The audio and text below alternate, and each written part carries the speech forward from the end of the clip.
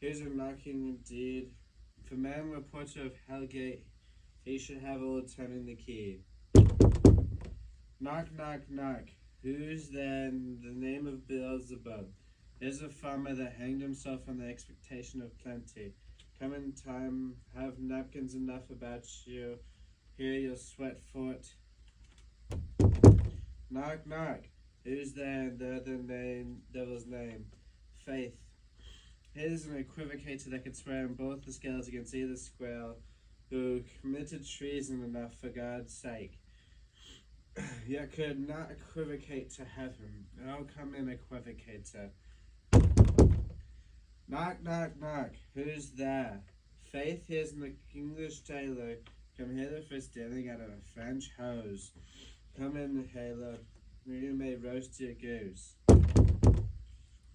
Knock, knock. Never quiet. Where are you? What are you? But this place is too cold for hell. Out of a port and no further. I thought to have let in some of all professions that go the primrose way to the everlasting bonfire. And on, I pray you, remember the porter. Was it so late, friend, ere you went to bed, that you do lie so late? Faith, sir, we were cruising until the second cock, and drink, sir, is a provoker of three things. What three things does drink especially provoke? Mary, sir, knows paid sleep in yard, and lechery, sir, it provokes and it unprovokes. It provokes the desire, but takes away the performance. Therefore, much drink may be said to be an equivocator with lechery. It makes him and it mars him, it sets him on and it sets him off, it persuades him and it disheartens him, makes him stand to and not stand it to. In conclusion, equivocates him with sleep, and giving him the lie, he leaves him. I believe the drink gave thee the lie last night. That it did, sir, the very throat of me out, but I requited him for his lie, and I think, being too strong from him, thought it took up my legs somewhat, be it I made a shift to cast him. Is thy master stirring? Good morrow, noble sir. Good morrow, both. Is the king stirring, worthy Thane? Not yet. I'll bring you to him. I know this is a joyful trouble to you, but yet is one.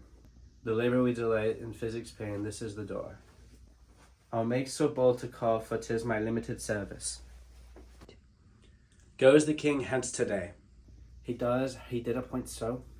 The night has been unruly. Where we lay, our chimneys were blown down, and as they say, lamenting to the air, strange screams of death, and prophesying with accent terrible of direct combustion and confused events, new hatched to the woeful time.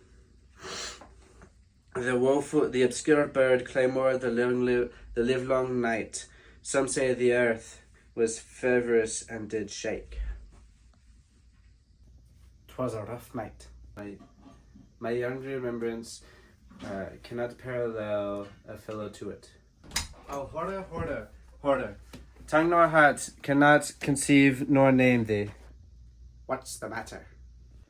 Confucian hath now made his masterpiece. Most sacrilegious and murder hath broke ope the Lord's anointed temple, and stolen hence the life o' their building. What didst you say, the life? Mean you his majesty? Approach the chamber and destroy his sight with the new Gorgon. Do not bid me speak, see then and speak ourselves. Awake, awake, ring the alarm bell, murder and treason, Banquo and Donovan, Malcolm awake. Shake off this downy sleep, sleeves, death's counterfeit, and look on death upon itself.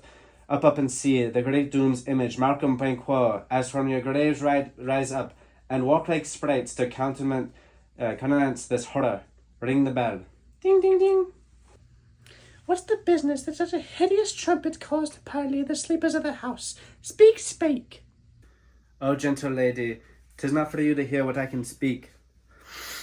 The repetition on a moment's air would murder as it fell.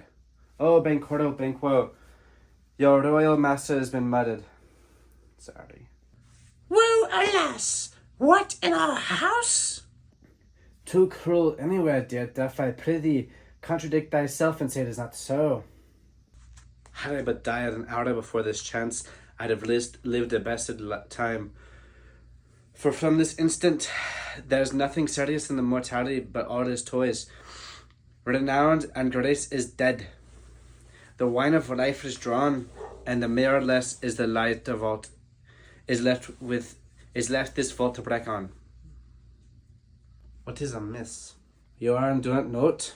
The spring, the head, the fountain of your blood is stopped. The very source of it is stopped. Your royal father is murdered. Oh? By whom? Those of his chamber, as it seemed, had done it.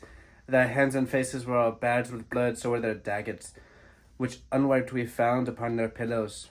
They stared and they were distracted. No man's life was to be trusted with them. Yet I do repent of my fury that I did kill them. Wherefore did you so? Who can be wise, amazed, temperate, and furious, loyal and neutral in a moment's no man? No man.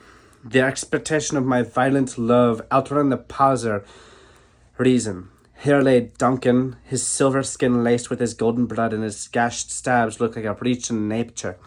For ruin's wasteful entrance, there the murders, steeped in the colours of their trade, their daggers unmannerly breached with gore. Who could refrain that a heart to love and that a heart to courage make loves known? Help me hence how? Look to the lady. Why do we hold our tongues, that most may claim the argument for ours? What should be spoken here, where our fate, hidden auger hole, may rush and seize us?